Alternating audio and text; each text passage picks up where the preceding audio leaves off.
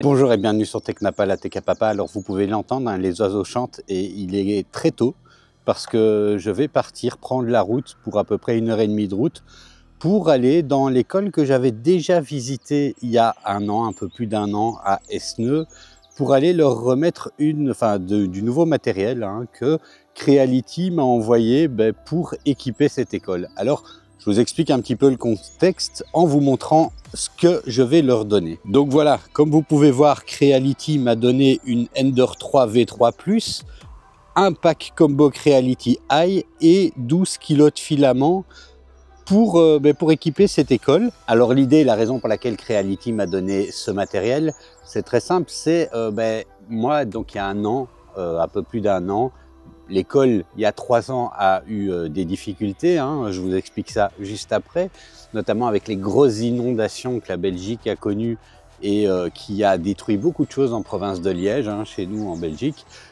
J'avais répondu à l'appel du professeur, Olivier Laforge, qu'on rencontrera plus tard dans la vidéo, qui me demandait s'il n'y avait pas moyen de racheter des machines que j'avais en test à bas coût, parce qu'en fait, il mettait lui les sous, puisque le système d'enseignement en Belgique est quand même un peu compliqué et que l'argent qu'ils avaient eu pour se reconstruire, la priorité, c'était pas les imprimantes 3D pour la section technique.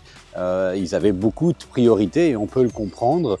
Et lui, ce professeur avait très envie quand même de pouvoir continuer son projet pédagogique, éducatif avec les imprimantes 3D. Et donc, moi, j'avais été sensibilisé à sa cause et plutôt que de lui revendre une des imprimantes, vous pouvez retrouver la vidéo, je vous mets la vignette ici, plutôt que de lui revendre une des imprimantes, j'avais une imprimante à tester et j'ai demandé à la marque si je ne pouvais pas faire une vidéo où je lui donnais l'imprimante. Bon. Ça, c'était très bien. Alors vous allez me dire, mais pourquoi tu retournes, Pourquoi pas une autre école? C'est vrai que je pourrais essayer d'équiper d'autres écoles. Moi, je suis un peu timide d'aller dans une école et dire oui, bonjour, je suis youtubeur, vous voulez pas que j'essaye de trouver des moyens pour que vous ayez des imprimantes? Donc c'est la seule école qui m'avait vraiment contacté. Donc ça, c'est déjà la première raison. La deuxième raison, c'est que l'imprimante que je leur avais donnée, c'était de la merde. Voilà. Pour le dire clairement, c'était une imprimante pourrie. Je ne le savais pas avant de la tester, mais il s'est avéré que c'était vraiment une imprimante pourrie. Donc ils ont pu un petit peu chipoter avec, mais très vite ils ont passé plus de temps dans la réparation que vraiment à l'utiliser. Et puis je pense que voilà, cette imprimante est restée un petit peu là. Le professeur Olivier a racheté d'autres imprimantes avec ses sous. Et voilà, j'étais un peu gêné et je me suis dit, maintenant que j'ai pris un petit peu de notoriété, autant que cette notoriété serve à quelque chose. Et j'ai contacté Creality et je leur ai dit, voilà, cette école a tel problème, ils aimeraient s'équiper. Qu'est-ce que vous diriez que vous m'envoyiez du matos et que je fasse une vidéo où je présente ceci? Creality qui a un projet pour équiper les écoles, c'est pas les premières.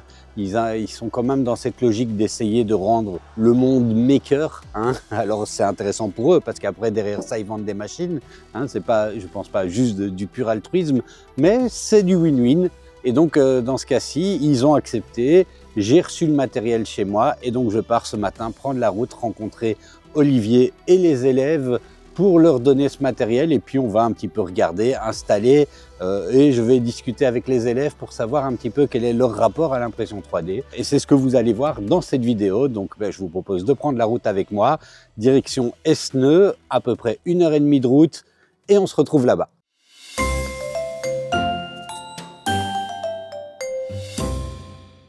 Bon alors voilà, je suis arrivé, comme vous pouvez le voir ici, ça c'est le bâtiment de l'école. Alors juste après, je vais quand même vous montrer quelques petites images de l'école sous eau, l'école qui a été endommagée et les bâtiments et le matériel surtout qui a été endommagé durant l'inondation, un petit peu pour vous expliquer, vous montrer le contexte et le cadre. Mais c'est donc ici que tout va se passer. Alors je vous montre des images et je vous retrouve dans la classe juste après. Inondations les plus meurtrières qu'ait connues l'Europe en 20 ans. Une grande partie du sud et de l'est de la Belgique s'est réveillée sous l'eau. Des pluies diluviennes, vous le voyez, une montée des eaux qui ont déjà fait plusieurs morts. Cette crue est considérée comme exceptionnelle par les autorités. Et d'ailleurs, aujourd'hui, plus de 40 000 foyers sont toujours sans électricité. Guillaume, lui, a dû abandonner sa maison dans laquelle il était depuis seulement 3 semaines. Après les inondations, le débat s'ouvre en Belgique sur les mesures de contrôle des cours d'eau.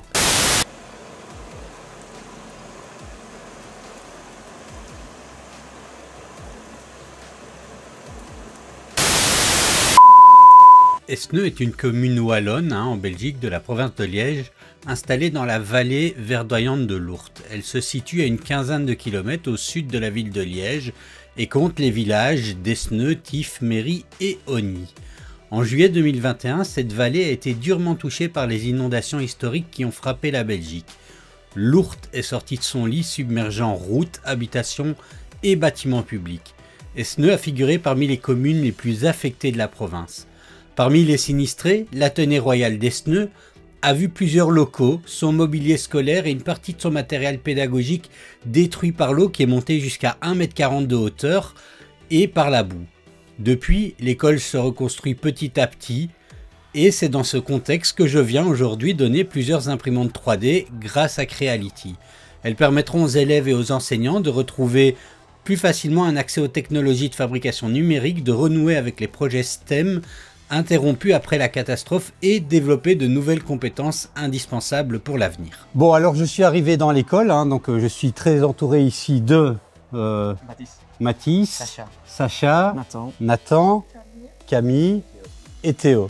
Voilà, et puis tous les autres élèves que vous verrez après sur la vidéo, dans le plan. Donc un grand merci à Creality pour ces machines et j'espère que ce sera utile pour vous. Alors Nathan, toi tu connaissais la marque Creality? Un peu. Un peu, voilà.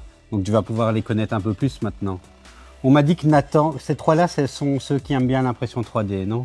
Oui, ça va. Et le quatrième là. Et le quatrième là, voilà. Et Camille, non? Je connais un peu, mais pas plus que ça. Ok, ça va. Donc je propose que vous déballiez ça, je vous aide pas, on voit un petit peu et après on en discute. Donc je vous laisse faire.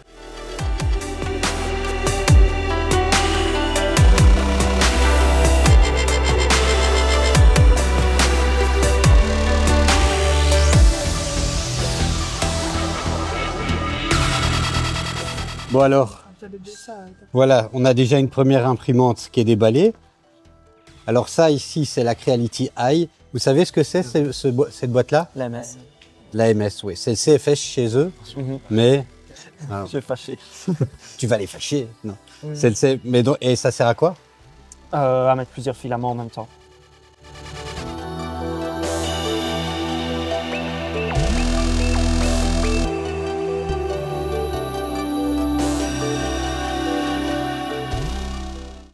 Et après avoir monté l'imprimante, nos chers amis ont découvert l'autre boîte, la boîte qui contenait le filament qui avait été donné par Creality pour faire, pour utiliser ces machines.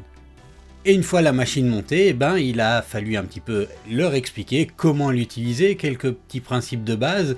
Donc j'ai fait ça avec les étudiants ici présents qui vont se charger d'expliquer ça à leurs petits copains de classe. Et donc c'était un moment très sympa puisqu'ils étaient quand même très motivés d'apprendre et on voyait bien qu'il y en avait quelques-uns qui avaient déjà quelques connaissances en impression 3D, pas forcément sur cette marque-là, mais qui faisaient les liens avec ce qu'ils connaissaient dans ce qu'ils avaient déjà vu. Voilà. Bon, alors vous avez fait le premier montage. Ça va, ça a été facile? Oui. Ça va. Alors, est-ce qu'elle vous intéresse? Quand même, oui. Quand même, un peu. Tu penses que tu vas l'utiliser? Après, si j'ai la formation avec Monsieur Laforge, oui, je pourrais l'utiliser. Et toi, Nathan? Ah, Nathan, il a l'œil tout de suite. Voilà. Mathias? C'est Mathis? Ouais. Elle est bien. Elle est bien. C'est franc au moins. Je sais qu'il y en a qui ont des imprimantes 3D parmi vous, c'est d'autres marques. On va pas les citer, mais voilà, c'est comme ça. Qu'est-ce que vous faites avec vos imprimantes 3D chez vous, pas dans le cadre de l'école? Si c'est un business pour l'école, ça compte. Bah oui, pourquoi pas. L'esprit d'entreprise, c'est bien. Non, différentes créations. Pour l'électronique, les boîtiers et tout pour l'électronique. Ouais. Et toi, Théo? Des objets pour la vie quotidienne et 2-3 choses un peu aléatoires. Et toi? Moi, j'ai fait mon boîtier pour l'école. Et sinon, pas de trucs pas très utiles, mais... pour m'amuser. Ok. Et Camille, t'as pas d'imprimante, toi? Et il y en a pas à ta maison non plus? Non. Ok, ça va. Et ça t'intéresserait, toi, une imprimante, une fois que tu sais l'utiliser ou c'est... Je sais l'utiliser, oui. Eh ben, alors, ben là, ici, on lui laisse faire sa petite mise en œuvre. Après, je propose que vous essayiez d'imprimer quelque chose. Il y a des fichiers déjà dans la machine, donc on va lancer, enfin, vous allez lancer une impression. On va laisser l'un de vous le faire. Hein. On va laisser Camille décider ce qui va être imprimé. Voilà, comme ça, tu feras ce que tu veux. Pas Hein. le choix.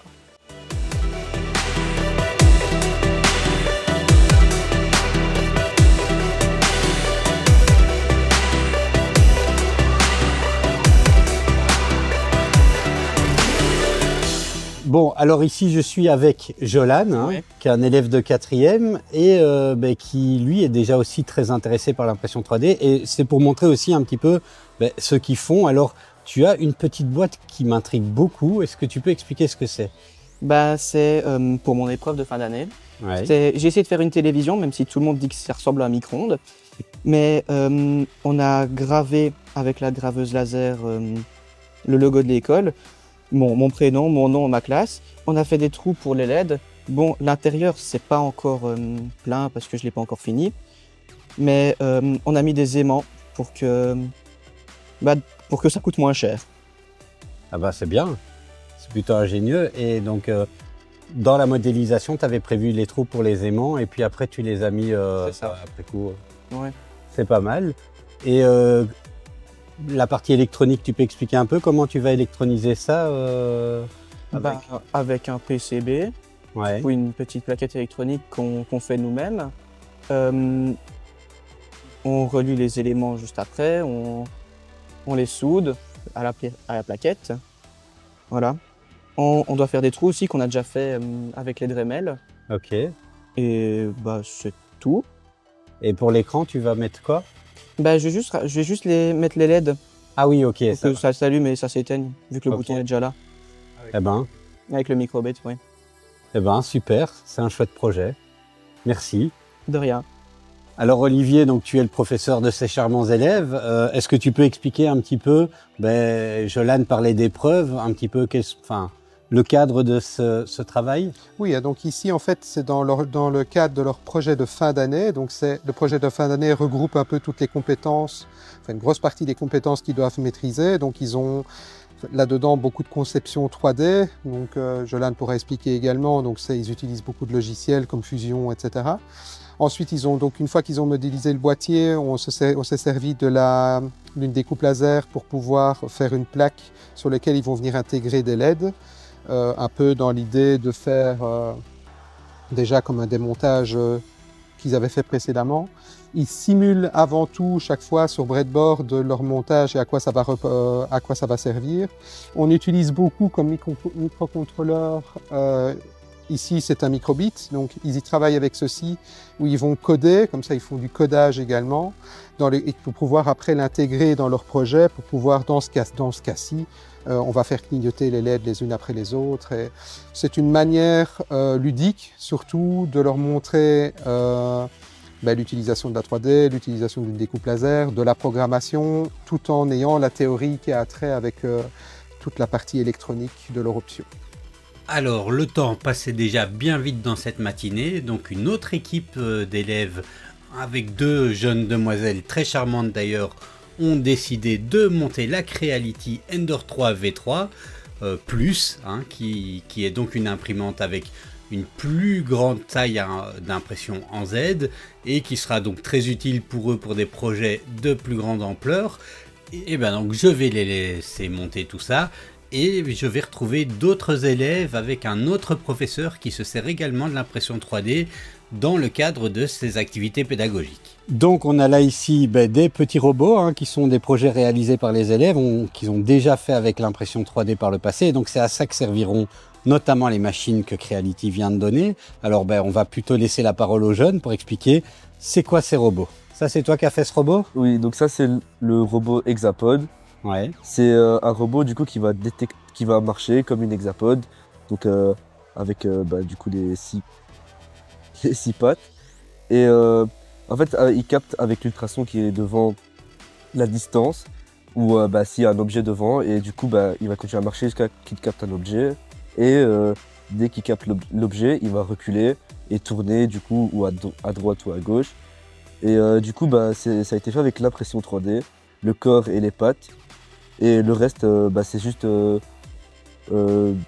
l'Arduino Nano, les servomoteurs et l'ultrason avec le code.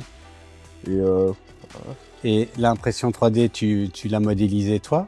Oui, à l'aide du logiciel Fusion. Ok, donc vous êtes formé à utiliser Fusion. Oui. Et tu trouves ça sympa à faire? Oui, c'était vraiment sympathique et pas très difficile à faire. C'était vraiment amusant. Ok. Et toi, tu as une imprimante 3D chez toi? Non. Non. Et ça t'intéresse ou pas? Oui, ça m'intéresse, mais voilà, je fais déjà ça à l'école, donc c'est déjà bien. C'est déjà bien. Ok, super. Merci. Donc, on voit, hein, vos élèves semblent bien motivés à faire ce genre de choses. Est-ce que vous pouvez expliquer pourquoi vous utilisez l'impression 3D et dans quel cadre s'inscrivent ces projets-là? Ok, donc dans le cadre de l'épreuve intégrée, donc chaque année, ils ont une épreuve intégrée en fin d'année. Ici, on utilise l'impression 3D pour concevoir des petits robots de A à Z. En l'occurrence ici, c'est le robot Auto qui est un robot open source. Donc, ils doivent dessiner les pièces eux-mêmes. Et puis, avec le logiciel Fusion 360, une fois qu'ils ont designé le robot, ils doivent venir utiliser l'électronique parce que c'est une section à la base qui est électronique. L'idée, c'est de pouvoir programmer ce qu'on appelle les microcontrôleurs Arduino. Donc ici, on utilise un microcontrôleur Arduino Nano. Et à ça, faire la gestion d'entrée et de sortie. Donc ici, on a le capteur à ultrasons qui permet de faire la détection d'obstacles. Et pour mettre le robot en mouvement, on a des servomoteurs. Les servomoteurs qui vont permettre de simuler, entre guillemets, le déplacement. Ici, en l'occurrence, c'est un robot bipède. Donc le but du jeu, c'est qu'il marche et ça permet de faire les articulations de la jambe et du pied du robot. Merci. Avec plaisir. Alors, après avoir passé une bonne partie de la matinée avec les élèves et qu'ils aient pu avoir l'occasion de monter les deux machines et de les découvrir, on a partagé une petite demi-heure de questions-réponses autour de l'impression 3D, mais également autour de YouTube. Donc c'était une session très enrichissante, hein, pour moi principalement, pour eux j'espère également. Et voilà, hein, donc la journée, en tout cas la matinée que j'ai consacrée à l'école se terminait là. Donc on va laisser le mot de la fin au professeur. Bon, encore, merci de m'avoir accueilli dans l'école. D'abord, merci à toi. On est un peu plus au calme, les élèves viennent de partir. C'est toujours un plaisir de te recevoir. Un grand merci pour ce que tu fais, pour l'option, pour les enfants. Un grand merci à Creality aussi. Comme je viens de le dire, c'est toujours chouette de voir l'interaction que tu peux avoir avec les enfants et de les voir aussi. On voit bien, on a une évolution par rapport à la première fois où tu es venu, où on a beaucoup plus de gamins qui mordent dedans et on voit qu'ils l'intègrent de plus en plus dans leurs projets. Donc c'est vraiment top. Eh bien, écoute. Ça me fait plaisir et puis on essaiera d'avoir un petit retour. On pourra nous envoyer quelques photos de ce que les enfants feront avec les machines. Avec plaisir. Et puis voilà. Hein. Eh ben, merci. À toi. Merci.